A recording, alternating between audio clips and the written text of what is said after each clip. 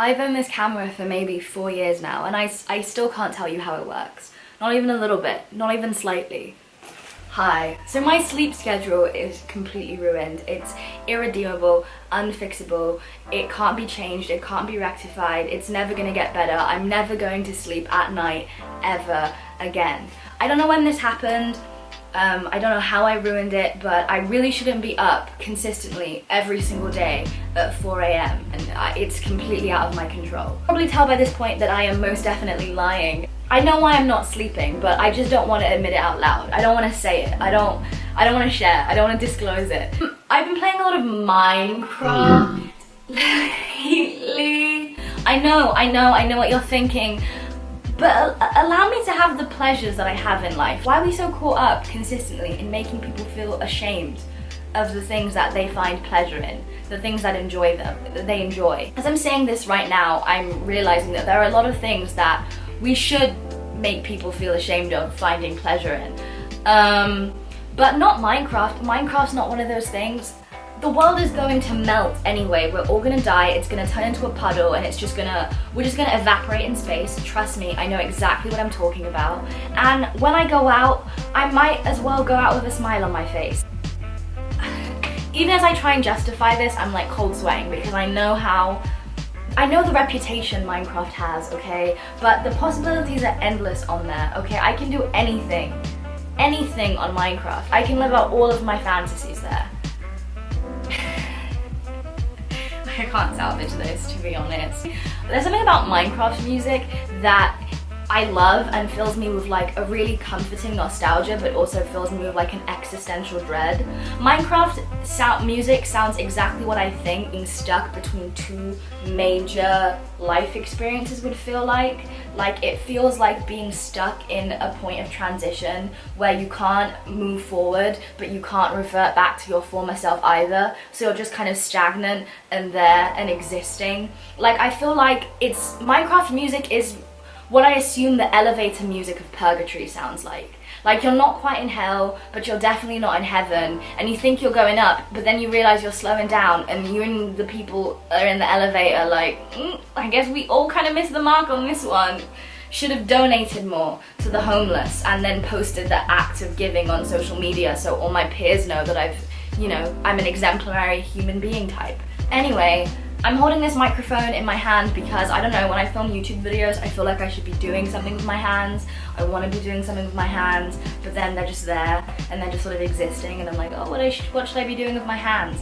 This is a toy though, by the way, if you didn't realize. I used this a lot when I was growing up to pretend to be a weather girl, and I would also smack my sister up across the head with it. Because listen to the sound this makes, right?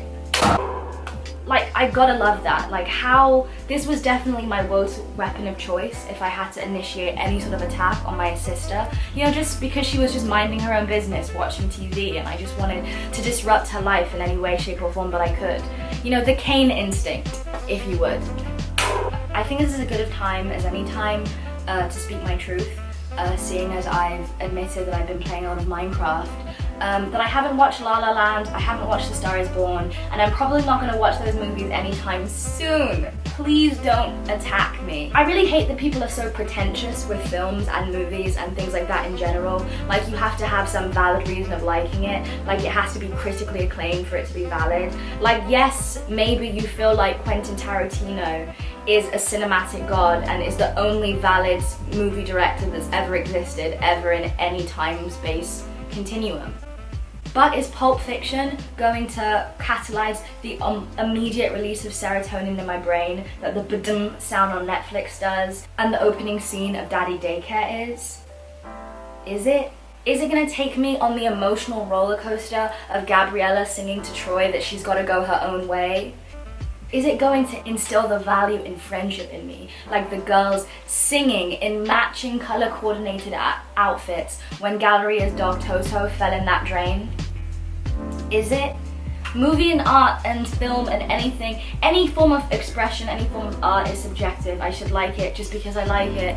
And I'm so annoyed that people think I have to validate that by like it having a 4 out of 5 Letterboxd rating. Like, it's just not realistic.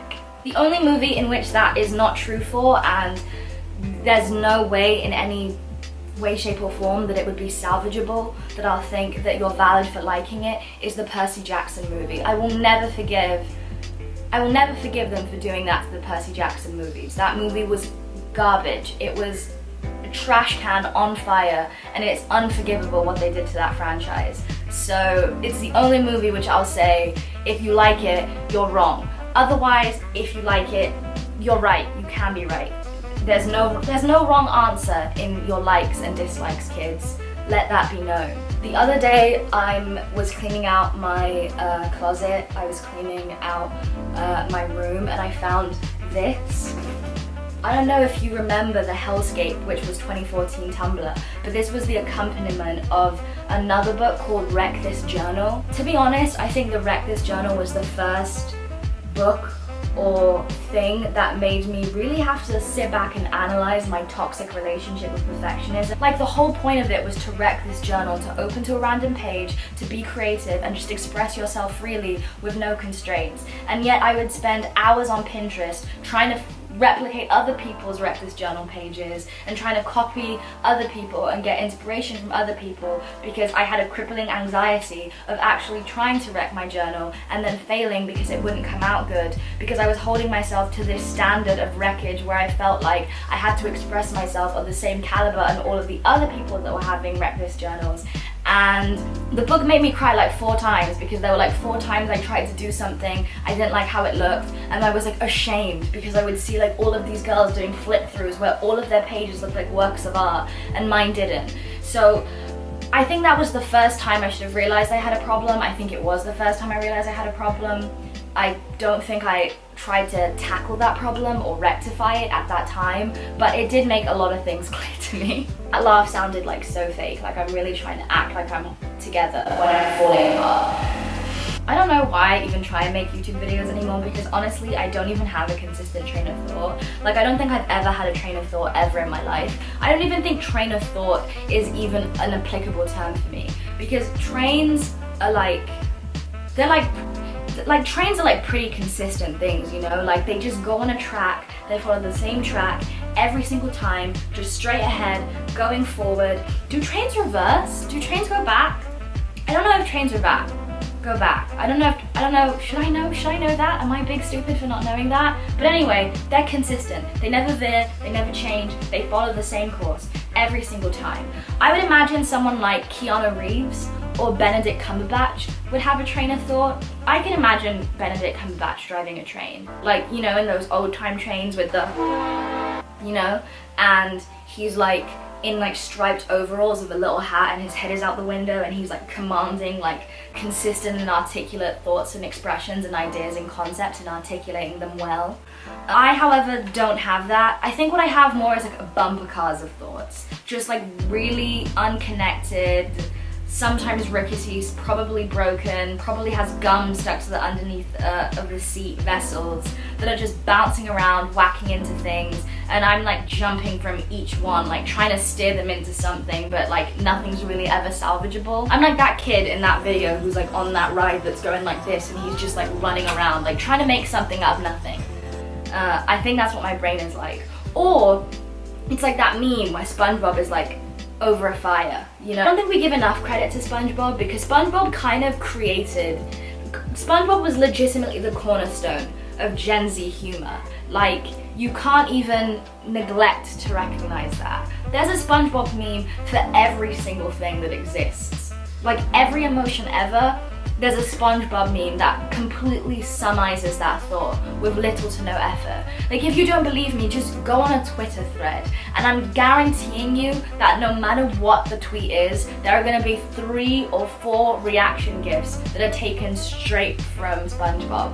Whether it's like Mr. Krabs in a vortex, that fish that's like taking her kids away, like, like there's something for everything.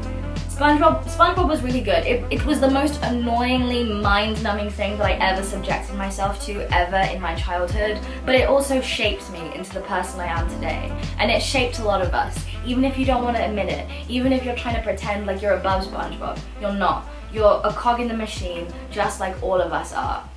Yeah, I wish I gave more credit to SpongeBob. I wish I never said that it was so annoying. It was, but like, it was instructive. They should have played that song at the Super Bowl. They should have given it the ode that it deserved. That, it was the Super Bowl, right? Like, that was the sporting event that SpongeBob song should have played at. Anyone else remember that pop culture reference? I do. I think that was it. I think I hit the nail exactly on the head with that one. Anyway, this is probably unfocused, and I'm filming because all of my friends have other friends and they're currently talking to those other friends instead of playing with me and wasting time with me. So instead of forcing them into a conversation with me so that all of my baseless thoughts and ideas can be validated by them, I'm just recording them so they can validate them later. So I'm really the gift that keeps on giving, because I'm saving all of these thoughts and feelings for them. You're welcome, Sule. I know that you're enjoying this. You better be watching this, otherwise I'm gonna be really sad. I feel like there's some more pertinent things that I should be doing right now, like sleeping, finally facing my sleep paralysis demon head on in the way that I deserve. Probably more sensible things than doing this right now. So I'm gonna go and do those things.